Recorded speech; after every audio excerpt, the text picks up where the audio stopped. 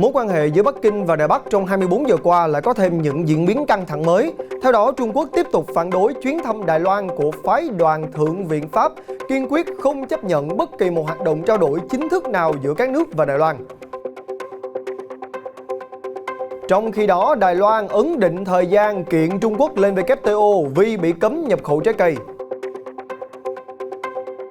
Giữ lời hứa sẽ bảo vệ Đài Loan, Mỹ cam kết sẽ giúp hòn đảo tham gia các tổ chức quốc tế. Liên quan đến Biển Đông, Philippines tiếp tục gửi 3 công hàm phản đối Trung Quốc.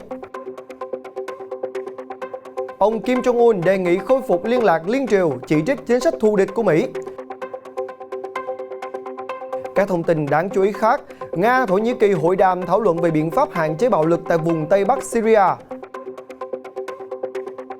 Liên Hiệp Quốc cho rằng COP26 là cơ hội đưa ra hành động khẩn cấp toàn cầu. Olympic Bắc Kinh 2022 chỉ bán vé cho người Trung Quốc đại lục. Tất cả sẽ có trong FBNC Thế giới hôm nay.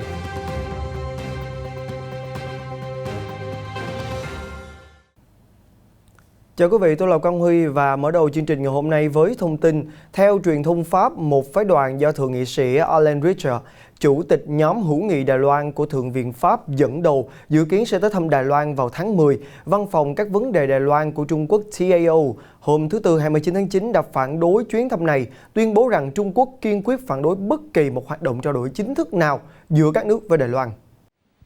Mới đây, người phát ngôn Văn phòng các vấn đề Đài Loan của Trung Quốc, bà Zhu Fenglian cho biết, Bắc Kinh kiên quyết phản đối việc phái đoàn của Thượng viện Pháp sắp đến thăm Đài Loan. Bà cho rằng hòn đảo sẽ không thành công trong việc thông đồng với các thế lực bên ngoài để đòi độc lập. Điều đó không thể thay đổi thực tế rằng chỉ có một Trung Quốc trên thế giới và Đài Loan là một phần của Trung Quốc. Ngoài ra, bà Du nhấn mạnh, Trung Quốc phản đối các dự luật được đề xuất tại Quốc hội Mỹ có các điều khoản liên quan đến Đài Loan.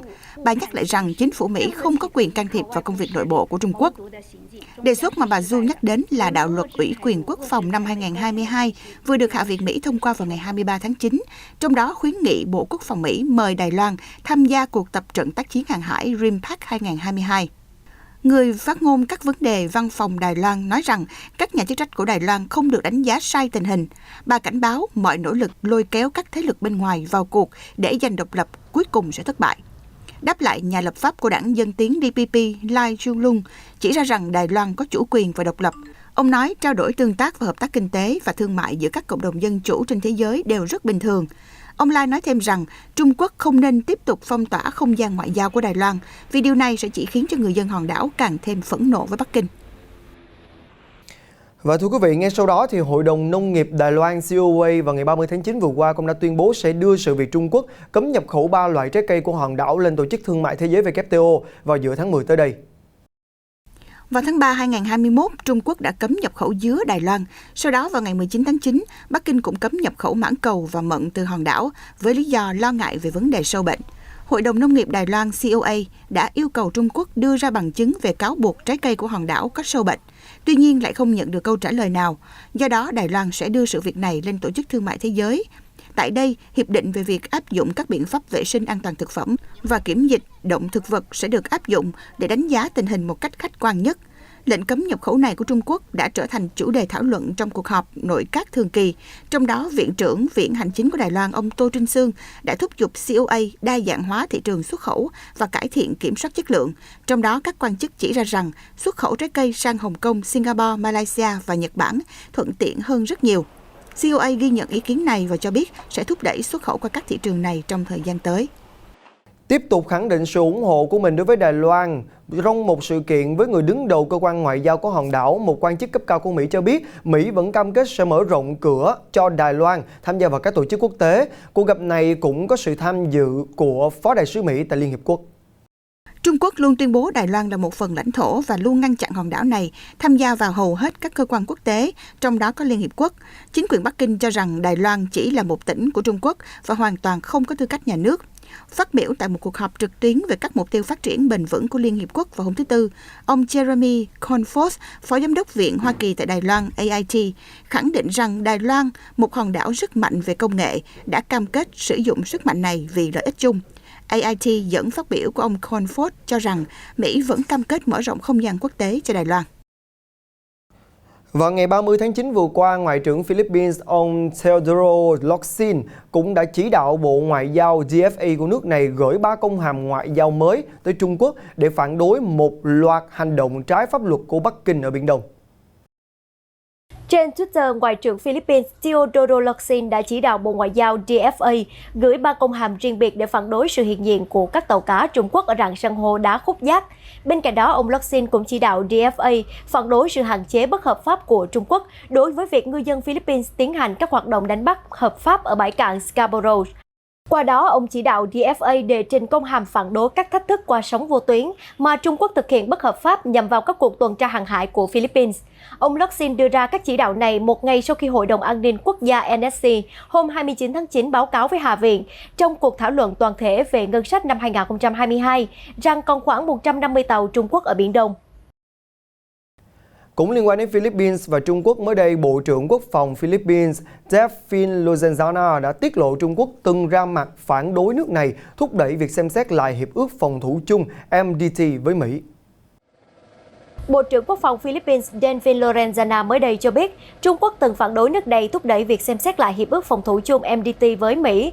Nguyên nhân được cho là vì Trung Quốc coi MDT là một sự ngáng đường đối với sự phát triển của nước này. Trong khi đó, Philippines lại bày tỏ mong muốn được sửa đổi MDT để làm rõ mức độ bảo vệ đồng minh của Mỹ trong trường hợp Philippines bị tấn công. Tại sự kiện kỷ niệm 70 năm thành lập MDT, Bộ trưởng Quốc phòng Delfin Lorenzana cho biết một cựu quan chức ngoại giao Trung Quốc đã gặp ông về việc sửa đổi MDT. Ông Lorenzana nói trong khi Mỹ hoan nghênh ý kiến tái xem xét MDT, một nước khác lại không. Ông kể lại cựu đại sứ Trung Quốc đến gặp tôi và nói, xin đừng động đến MDT, hãy để nguyên như vậy. Điều đó làm tôi ngạc nhiên. Tôi hỏi ông ta tại sao. Khi Reuters hỏi ông đã trả lời như thế nào, ông nói, tôi chỉ nhìn ông ta và mỉm cười. Ông Lorenzana tiết lộ thêm rằng cuộc nói chuyện này diễn ra vào năm 2018. Còn tại Triều Tiên, trong bài phát biểu tại phiên họp Hội đồng Nhân dân tối cao vào ngày 29 tháng 9 vừa qua, nhà lãnh đạo Triều Tiên Kim Jong-un cho biết đường dây liên lạc liên triều sẽ được khôi phục vào đầu tháng 10, đồng thời cảnh báo rằng Hàn Quốc sẽ phải quyết định chiều hướng quan hệ song phương. Thêm vào đó, thì ông Kim cũng chỉ trích Mỹ rằng chính sách thù địch của nước này đối với Triều Tiên đã không hề thay đổi kể từ khi chính quyền của Tổng thống Joe Biden nhậm chức. Trong bài phát biểu tại phiên họp Hội đồng Nhân dân tối cao vào ngày 29 tháng 9, nhà lãnh đạo Triều Tiên Kim Jong-un cho biết từ khi bắt đầu chính quyền mới đến nay, mối đe dọa quân sự và chính sách thù địch của Mỹ đối với nước ta hoàn toàn không hề thay đổi mà chỉ càng trở nên tinh vi hơn. Bên cạnh đó, trong bài phát biểu này, ông Kim cũng nhắc đến mối quan hệ với Hàn Quốc. Ông cho biết phía Triều Tiên sẵn sàng khôi phục đường dây liên lạc liên triều từ đầu tháng tới. Tuy nhiên, ông cũng hối thúc Hàn Quốc từ bỏ chính sách thù địch trước khi tìm kiếm khả năng các bên có thể đạt được tuyên bố về việc chấm dứt chiến tranh.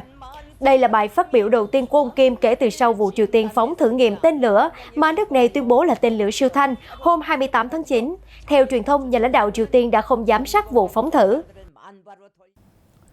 Theo thông tin được hãng thông tấn Trung ương Triều Tiên KCNA công bố vào ngày 30 tháng 9 vừa qua, thì em gái của Chủ tịch Kim Jong-un, bà Kim Jo-jong, vừa mới được bổ nhiệm vào Ủy ban Quốc vụ, cơ quan có vai trò tối cao về hoạch định chính sách của quốc gia. Bà Kim Jo-jong được biết tới là một trong những nhân vật chính trị quan trọng nhất ở Triều Tiên và là cố vấn chủ chốt cho nhà lãnh đạo Kim Jong-un. Theo hãng thông tấn Trung ương Triều Tiên KCNA, bà Kim Yoo-jong, em gái ông Kim Jong-un, đã được bổ nhiệm vào Ủy ban Quốc vụ sau khi có ít nhất 9 thành viên của cơ quan này bị bãi nhiệm, trong đó có Phó Chủ tịch Park Bong-ju và nhà ngoại giao Choi Son-hui, một nữ quan chức cấp cao hiếm hoi trong chính phủ Triều Tiên. Hôm 30 tháng 9, tờ Rodong Sinmun cũng đã đăng tải chân dung 8 thành viên mới được bổ nhiệm vào Ủy ban Quốc vụ, trong đó bà Kim Yoo-jong gây chú ý bởi là người phụ nữ duy nhất và trẻ hơn nhiều so với những người còn lại. Bà Kim từng có thời gian du học tại Thụy Sĩ, sau khi về nước thường xuất hiện bên cạnh anh trai tại nhiều sự kiện lớn nhỏ, trong đó có hội nghị thượng đỉnh giữa ông Kim và các nhà lãnh đạo Mỹ, Hàn Quốc. Vai trò chính trị của bà Kim Yoo-jong và khả năng kế nhiệm anh trai trong tương lai đã được đồn đoán từ lâu. Bà từng đảm nhận nhiều chức vụ khác nhau, song vị trí thành viên Ủy ban Quốc vụ là chức vụ cao nhất mà bà đảm nhận từ trước đến nay. Hãy cùng chuyển sang các thông tin tiếp theo. Chính phủ New Zealand vào hôm qua 30 tháng 9 đã thông báo về một luật an ninh chống cực đoan mới. Qua đó thì những vụ tấn công và âm mưu cực đoan sẽ áp dụng các hình phạt mới.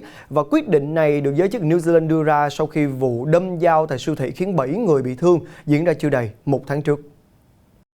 Trong một thông báo chính thức, Bộ trưởng Tư pháp New Zealand Christopher Foy khẳng định luật an ninh chống cực đoan mới của nước này quy định rõ việc có âm mưu hay đang chuẩn bị cho một cuộc tấn công cực đoan đều bị xếp vào hành vi có phạm tội. Ông cho rằng bản chất của chủ nghĩa cực đoan đã thay đổi và hiện trên khắp thế giới đang tồn tại nhiều cá nhân đơn lẻ có âm mưu tấn công hơn là các nhóm tổ chức lớn. Do đó, luật mới này chính là một biện pháp giúp an ninh của New Zealand tương đồng với hầu hết các quốc gia khác. Có thể thấy chính quyền New Zealand đã nỗ lực nhanh chóng siết chặt luật an ninh cực đoan, đặc biệt trong bối cảnh ngày càng xuất hiện nhiều các đối tượng cực đoan hoạt động riêng lẻ ở các khu vực đông dân cư. Trước đó, vào đầu tháng 9, một phần tử cực đoan đã dùng dao tấn công nhiều người đang mua sắm tại siêu thị Linmore ở Auckland, New Zealand. Sau khi kịp làm 7 người bị thương, kẻ này đã bị cảnh sát tiêu diệt ngay tại chỗ. Nghi phạm được giới chức địa phương xác định là một người có tư tưởng Hồi giáo cực đoan và đang nằm trong danh sách giám sát của lực lượng an ninh New Zealand. Vào ngày 29 tháng 9 vừa qua, Tổng thống Nga Vladimir Putin và người đồng cấp Thổ Nhĩ Kỳ Tayyip Erdogan cũng đã tổ chức cuộc hội đàm về các biện pháp nhằm hạn chế bạo lực tái bùng phát tại vùng Tây Bắc Syria, cũng như là khả năng mở rộng hợp đồng mua bán các hệ thống quốc phòng giữa hai bên. Tại khu nghỉ dưỡng Sochi ở Biển Đen, Tổng thống Nga Vladimir Putin và người đồng cấp Thổ Nhĩ Kỳ Tayyip Erdogan đã tổ chức hội đàm, trong đó hai bên đã đề cập đến nhiều vấn đề như biện pháp nhằm hạn chế bạo lực tái bùng phát tại vùng Tây Bắc Syria và khả năng mở rộng hợp đồng mua bán các hệ thống quốc phòng giữa hai bên. Trong đó, ông Putin chỉ đề cập ngắn gọn đến Syria. Ông cho rằng đây là một trong những vấn đề mà hai nước đã phối hợp khá thành công. Trước cuộc gặp, thì các quan chức Thổ Nhĩ Kỳ cho biết ông Erdogan sẽ kêu gọi Nga trở lại thực thi lệnh ngừng bắn đạt được hồi năm ngoái, mở đường chấm dứt các chiến dịch tấn công nhằm vào lực lượng do Thổ Nhĩ Kỳ hậu thuẫn tại vùng Idlib của Syria. Phát biểu khi bắt đầu cuộc thảo luận với Tổng thống Nga, ông Erdogan cũng nhấn mạnh tầm quan trọng to lớn của các bước hành động chung liên quan tình hình Syria và nền hòa bình của quốc gia Trung Đông này phụ thuộc vào quan hệ song phương. Vào ngày 30 tháng 9 vừa qua, Ngoại trưởng Israel Yair Lapid cho biết rằng ông sẽ đến Bahrain. Đây là chuyến công du chính thức đầu tiên của một bộ trưởng nội các Israel tới quốc gia vùng vịnh này. Động thái diễn ra sau khi hai nước đã được thỏa thuận bình thường hóa quan hệ do Mỹ làm trung gian cách đây 1 năm. Theo thông báo của Bộ Ngoại giao Israel, chuyến thăm của Ngoại trưởng Yair Lapid được thực hiện theo lời mời của người đồng cấp Bahrain. Ngoại trưởng Lapid đã dự lễ khánh thành Đại sứ quán Israel tại Manama và ký một loạt thỏa thuận song phương. Các tiểu vương quốc Ả Rập Thống Nhất UAE cùng với Bahrain và Maroc là những nước Ả Rập đầu tiên trong nhiều thập kỷ qua bình thường hóa quan hệ với Israel với sự trung gian của chính quyền Tổng thống Mỹ, khi đó là ông Donald Trump. Kể từ khi thỏa thuận bình thường hóa được ký kết, mối quan hệ giữa Israel và quốc gia vùng vịnh đã được mở rộng, đáng chú ý là việc nối lại các chuyến bay thẳng và các thỏa thuận kinh tế. Trước đó vào tháng 6 thì ông Lapid cũng đã có chuyến thăm UAE và Maroc kể từ khi trở thành Ngoại trưởng Israel.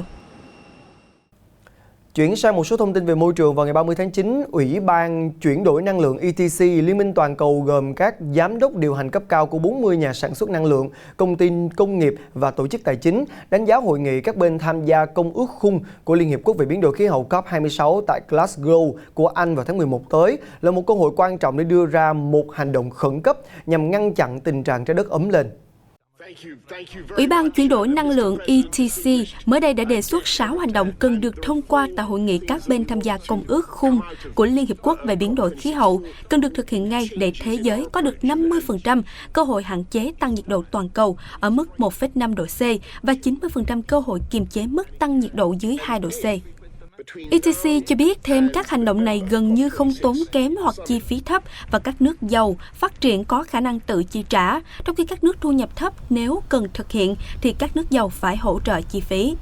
Theo các nhà khoa học, nếu không có các hành động khẩn cấp nhằm cắt giảm khí thải, mức tăng nhiệt độ trung bình toàn cầu có thể chạm hoặc vượt ngưỡng 1,5 độ C trong vòng 20 năm. Theo đánh giá của các nhà khoa học, khoảng 40% nguyên nhân gây ra hiện tượng ấm lên toàn cầu cho đến nay là do khí methane, chứ không phải do khí CO2. Báo cáo của ETC nhấn mạnh, COP26 phải được coi là cơ hội để khởi động một sáng kiến nhằm giảm lượng khí thải hàng năm ở mức ít nhất 150 triệu tấn vào năm 2030. Trong khi đó, tại Mexico, chính quyền của bang Quintana cho biết rằng đang tiến hành một chiến dịch dọn dẹp sau khi phát hiện tình trạng rong biển có mùi hôi thối trôi dạt vào các bãi biển đầy cát trắng trong khu vực này. Loài rong biển này còn được gọi là tảo mơ, hiện đang biến những bờ biển đầy cát trắng nổi tiếng thuộc bang Quintana Roo của Mexico như Cancun, Tulum trở thành một màu nâu đục. Không những vậy, khi bị phân hủy, chúng sẽ khiến cả khu vực bao trùm một mùi hôi thối khó chịu, không khác gì mùi trứng thối. Tình trạng này đã bắt đầu kể từ năm 2011 ở bang Quintana Roo của Mexico và cả khắp vùng biển Caribe. Các nhà khoa học nhận định rằng thảm rong biển ngày càng dày đặc hơn là do biến đổi khí hậu. Nó không chỉ đơn thuần phá hỏng kỳ nghỉ của du khách mà còn tác động không nhỏ đến kinh tế địa phương, cũng như ảnh hưởng đến một số loài như san hô hay rùa biển. Không những vậy, chính quyền phải luôn triển khai dọn dẹp thường xuyên. Chỉ trong năm nay, lực lượng hải quân Mexico đã loại bỏ 37.000 tấn tảo mơ. Trong khi việc thu gom tảo mơ vẫn đang được diễn ra, thì một số doanh nhân trong khu vực đang thử nghiệm nhiều biện pháp khác nhằm làm giảm tác động của loài rong biển này đến môi trường. Đó chính là biến chúng thành một loạt các sản phẩm có lợi cho con người như thức ăn gia súc, nhiên liệu hay vật liệu xây dựng.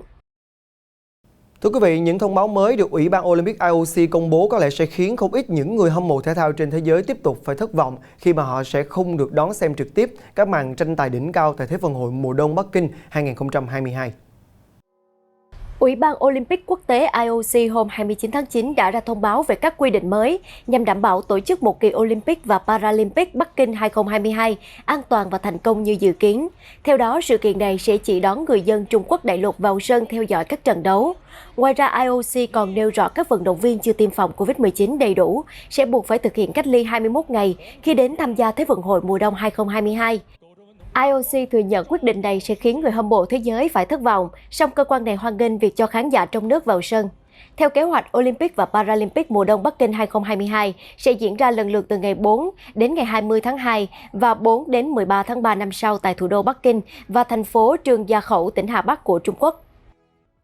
Hãy tạm bỏ qua những bế tắc về việc thông qua một dự luật cho phép đình chỉ mức trần nợ và ngăn chính phủ đóng cửa vào ngày 1 tháng 10, thì các nhà lập pháp Mỹ mới đây cũng đã tham gia một trận đấu bóng chày thường niên giữa Đảng Dân Chủ và Đảng Cộng Hòa vào hôm 29 tháng 9 vừa qua.